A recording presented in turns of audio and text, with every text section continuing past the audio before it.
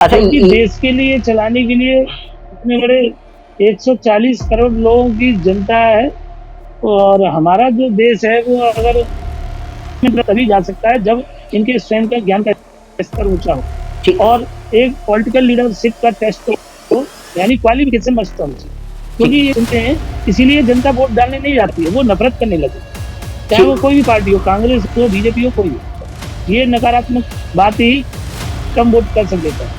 ठीक सर मैं ये नमस्कार, मैं विकास गोस्वामी और मैं आपको बता दूं चौथे फेज का इलेक्शन आज खत्म हो चुका है। सुबह 7 बजे से लेकर 5 बजे तक वोटिंग की जा चुकी है, लेकिन देखा जा रहा है फर्स्ट फेज, सेकंड फेज और थर्ड फेज की वोटिंग में जो डिक्लाइन दिखाई दे रहा है 2019 के लोकसभा चुनाव के तहत 2024 में जो चुनाव चौथे फेज में जो इलेक्शन हुआ है डिक्लाइन नजर आ रहा है। और बात करें चौथे फेज की इलेक्शन की तो 96 सीट पर यहाँ पे इलेक्शन हुआ है और 9 राज्य और 1 केंद्र शासित प्रदेश में चौथे फेज का मतदान किया गया है। यहाँ पर बात करें यूपी, बिहार, वेस्ट बंगाल, झारखंड, मध्य प्रदेश और तेलंगाना और आंध्र प्रदेश और केंद्र शासित प्रदेश की बात करें तो जम्मू कश्मीर, और टोटल मतदाता की बात करें तो 17.7 करोड़ लोगों ने मतदाता है और जिसमें उम्मीदवार हैं 1717 प्रत्याशी हैं। फर्स्ट फेज की बात करें तो 2024 में फर्स्ट फेज के में 65%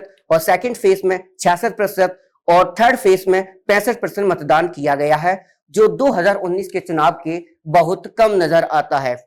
इससे क्या संदेश जाता है मतदाता में, ये जानने की कोशिश करेंगे और हमारे साथ जुड़ चुके हैं डॉक्टर देवदत्त शर्मा जी। सर, बात करें 9 राज्यों की और 1 केंद्र शासित प्रदेश की, तो मैं यूपी की बात करूं तो यूपी में 56.4% वोटिंग की गई है और दूसरी बात करूं सबसे कम और सबसे ज्यादा यूपी में तो खीरी में सबसे ज्यादा हो गई है और कानपुर में सबसे कम वोटिंग की गई है। और बाकी की बात करें ऑल ओवर चौथे फेज की तो वेस्ट बंगाल में सबसे ज्यादा 75.7% वोटिंग की गई है और जम्मू कश्मीर में 35.8% की गई है।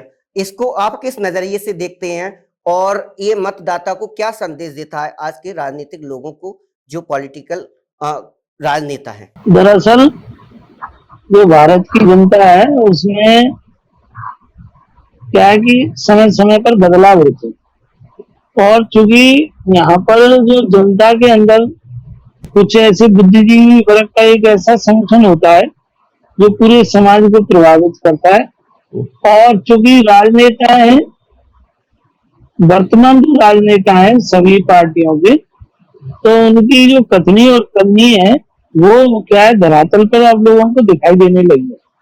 पहले तो ये चुनाव प्रचार में झूठे वादे कर दिया करते थे, लेकिन वर्तमान में इनके वादों को जमीन पर जनता खरा देखती है, वो स्वयं इवेल्यूएशन करती है ये कितना सही कर रहा है।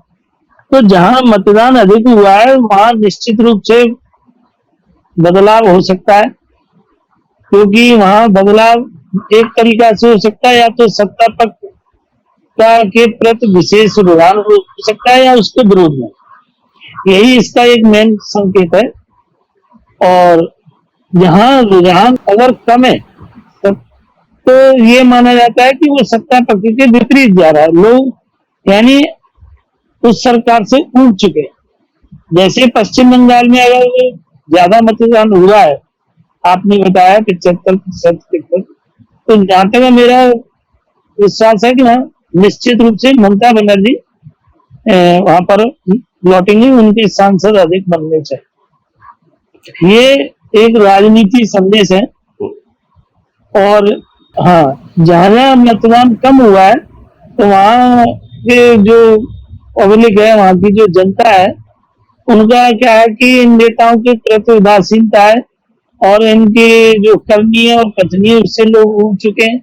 क्योंकि जनता वोट देने तभी निकलती है जब उनका मनपसंद और उनका प्रिय नेता हो, या उसको लगता है कि इसको जिताना ही जिताना है, तो इसके कार्य अच्छे हैं या कोई बहुत ही अच्छा है। क्योंकि अगर इसका मतलब क्या है कि उम्मीदवारों का चयन गलत है जहां भी है, क्योंकि वो सभी उम्मीदवार क्या है अपनी तरफ आकर्षित कर, और जहां अगर 40% मतदान हुआ है तो ये समझ लीजिए लोकतंत्र के लिए खतरे की घंटी है और निश्चित रूप से आने वाले समय बड़ा इस जगह चिंताजनक हो सकता है। तो अब आप सर मेरा सवाल आपसे मेरा सवाल ये था आपसे कि अभी आपने कहा कि जहां पर मतदान कम हुआ है वहां पर लोकतंत्र खतरे खतरे की घंटी हो सकता है। तो देखा जा रहा है कि हमारे देश के प्रधानमंत्री कभी मछली की बात कर रहे हैं, कभी मटन की बात कर रहे हैं, कभी मंगलसूत्र की बात कर रहे हैं। क्या हमारे एक देश के प्रधानमंत्री को यह शोभा देता है? क्या और एक तरफ राहुल गांधी जी कह रहे हैं कि 1 जुलाई 2024 को अगर हमारी सरकार बनती है तो 8,500 रुपए आपके खाते में ठकाटक जरूर आएंगे। हाँ, तो जो आपने पूछा कि प्रधानमंत्री जी एक जो बात कर रहे हैं वर्तमान में, ये निश्चित रूप से अपने पद की गरिमा के अनुकूल नहीं है, क्योंकि उनका राजनीति जो स्तर है और उनके जो विचार निकलकर उनके मुख से जो आते हैं वह एक छोटी सोच का परिणाम है। क्योंकि प्रधानमंत्री पद की एक गरिमा होती है, पूरे देश का आप ये कहिए दर्पण होता है विश्व में भी उसकी।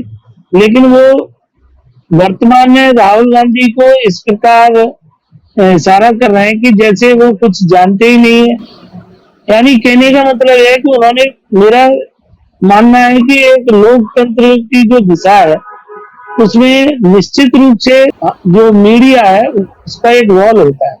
सच्चाई और वास्तविकता तो जमीन पर ही जाकर पता चलती है, और जनता अगर मान लिए जिस दिन समझ जाएगी ये जो नारे हैं ये सिर्फ हमको बहकाने के लिए है, तो वो बहुत जल्दी उसका रेट बदल थी। क्योंकि एक समय इंदिरा गांधी की लहर थी और उसको जनता ने बड़ी आंखों पर उठाया, लेकिन जब उसके कार्यों को लोगों ने देखा तो उनको भी बदलते देखा और उनको सत्ता भी मिली है।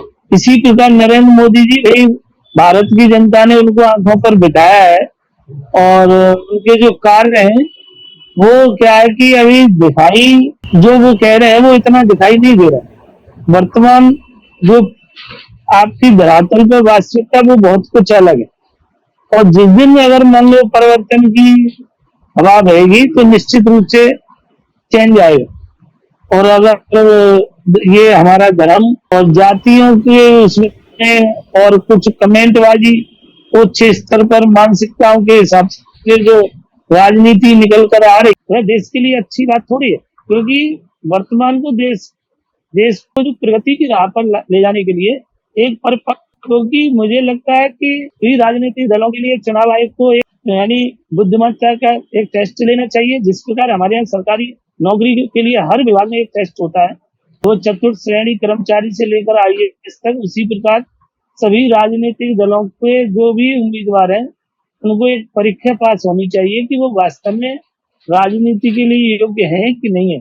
क्योंकि देश के लिए चलाने के लिए इतने बड़े 140 करोड़ लोगों की जनता है, और हमारा जो देश है वो अगर तभी जा सकता है जब इनके स्वयं का ज्ञान का स्तर ऊंचा हो और एक पॉलिटिकल लीडरशिप का टेस्ट हो, यानी क्वालिफिकेशन मस्ट होनी चाहिए। क्योंकि ये सुनते हैं इसीलिए जनता वोट डालने नहीं जाती है, वो नफरत करने लगी, चाहे वो कोई भी पार्टी हो, कांग्रेस हो, बीजेपी हो, कोई भी। ये नकारात्मक बात ही कम वोट कर सकता है। ठीक सर मैं ये सुन पा रहा हूँ आपकी बात को कि ये जो आप कह रहे हो कि इनकी राजनीति एक समझ होनी चाहिए या फिर एक पॉलिटिकल लीडरशिप की एक एग्जाम होना चाहिए, जो आप कहना चाह रहे हैं। तो आप मुझे इतना बताइए, इससे बड़ा एग्जाम क्या हो सकता है जो देश की जनता प्रत्यक्ष रूप से इनको चुनती है, तो उससे पहले चुना जाना, उससे पहले ये लीडरशिप का एग्जाम होना चाहिए, या फिर ये मतलब इनका लीडरशिप की क्वालिटी देखनी चाहिए चुनाव से पहले या चुनाव के बाद, या चुनाव में जब लोग आते हैं? और वो किस स्तर से होगा, क्योंकि नगर निगम का इलेक्शन होता है, ग्राम पंचायत का इलेक्शन होता है, ब्लॉक प्रमुख का होता है, तो किस लेवल का वो एग्जाम होना चाहिए? क्योंकि ये तो हो गया एक VVIP इलेक्शन, जिसे हम मतलब एक बहुत बड़ा इलेक्शन त्योहार मानते हैं, देश का बहुत बड़ा त्योहार।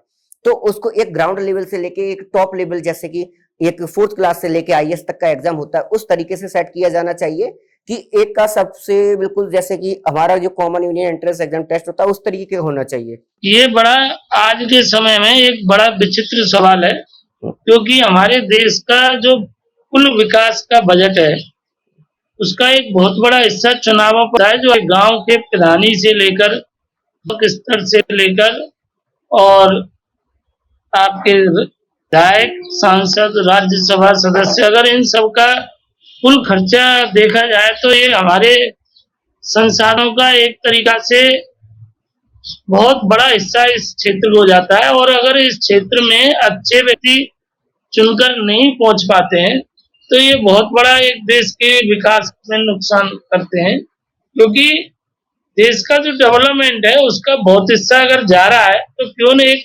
अच्छे व्यक्तियों का चुनाव वहां पर हो। और ये चुनाव जो प्रक्रिया है ये पूरी तरह न्याय संगत होनी चाहिए। वर्तमान परिदृश्य में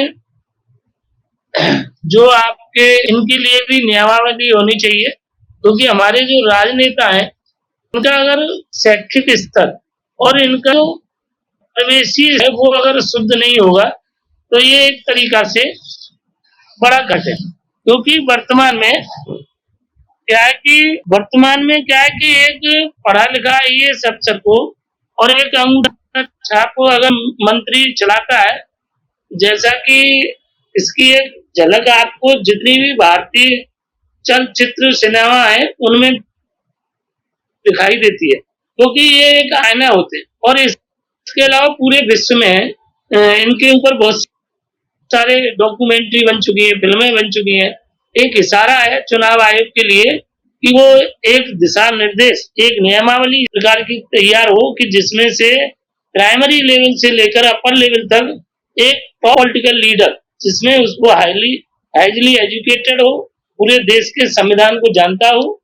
एक तरीका से मैं ये कहूँ कि मिनिमम डिग्री उनके लिए पॉलिटिकल होनी चाहिए, LLB होनी चाहिए, क्योंकि अगर वो न्याय लॉ नहीं जानेगा तो वो गलत आचरण करते ही करते।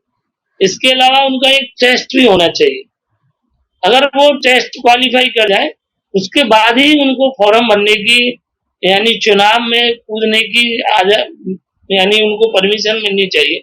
होता क्या है कि समाज का एक ऐसा हिस्सा जो पूरी तरह नकारात्मक होता है, नेगेटिविटी से भरा होता है, वह लास्ट में जाकर इस राजनीतिक प्रक्रिया में कूदता है।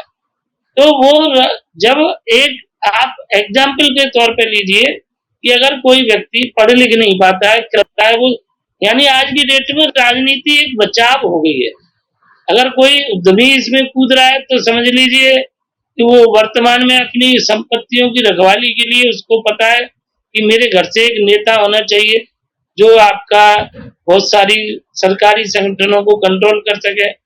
अगर कोई व्यक्ति रिटायरमेंट के बाद कूद रहा है तो आप स्वयं सोचिए कि 60 साल के बाद भारतीय किसी भी जॉब में, सेवा में हमारे यहाँ से रिटायर होता है और क्या रिटायर होने के बाद वो देश के चलाने के लिए योग्य हो जाएगा। अगर कोई IAS अफसर 60 साल में उसको रिटायरमेंट मिलता है तो 61-65 साल में वो चुनाव के किसी लोकतंत्र का आनंद लेकर और एक अच्छा यानी मंत्री बनता है जो उन्हें IAS पैरोल झाड़ता है जहां से वह रिटायर हुआ है। तो आप स्वयं समझ जाइए देश के लिए कितना बड़ा घातक है। तो मैं जो वर्तमान में बिल्कुल निष्पक्ष बात कर रहा हूँ कि देश की जो राजनीति व्यवस्था है हमारे देश को खोखला कर रही है, ये चेंज होना चाहिए। पब्लिक चेंज मांग रही है, लेकिन चुनाव आयोग इस मामले में बहरा गूंगा हो गया है। इसीलिए 40% मतदान है, जबकि 90% मतदान होना चाहिए। अगर 100% मतदान होता है तो वह लोकतंत्र असली लोकतंत्र। ठीक, इसका मतलब हमको स्वयं सोचने की जरूरत है कि लोकतंत्र कहाँ जा रहा है। ठीक, बहुत बहुत धन्यवाद सर आप जुड़ने के लिए, सहयोग करने के लिए। तो मैं आपको बताना चाहता हूं कि जो भी इस वीडियो को देख रहा हो, जहां पर भी मतदान किया हो, जिस राज्य में मतदान किया गए हो, आपके राज्य में और आपके केंद्र शासित प्रदेश में कितने प्रतिशत मतदान किया गया और सबसे ज्यादा कब और सबसे ज्यादा कहां किया गया, नीचे कमेंट करके जरूर बताएं। और इस वीडियो को ज्यादा से ज्यादा शेयर करें ताकि लोगों को उम्मीदवारों की असलियत पहचान सके।